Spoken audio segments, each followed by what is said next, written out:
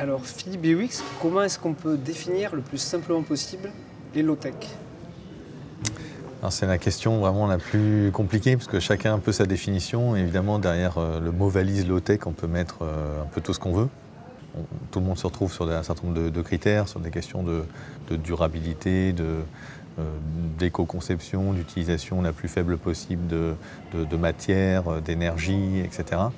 Mais moi, j'aime dire que les low-tech, c'est une démarche, un peu comme la logique de zéro déchet, par exemple. C'est-à-dire qu'on ne peut jamais être parfait. Et dans le monde dans lequel on vit, en fait, on est toujours enchâssé dans un système ultra technologique. Donc je préfère parler de démarche. D'accord. Et cette démarche, en fait, qui consiste à essayer d'aller chercher de la sobriété, d'aller chercher vraiment de l'économie de matière, de l'économie de ressources, de la recyclabilité, de la longévité des objets. Et puis une logique je dirais, de techno-discernement, c'est-à-dire d'utiliser effectivement peut-être de temps en temps des hautes technologies ou des choses qui sont issues du système high-tech, mais le plus possible à bon escient, ce qui est difficile à définir évidemment.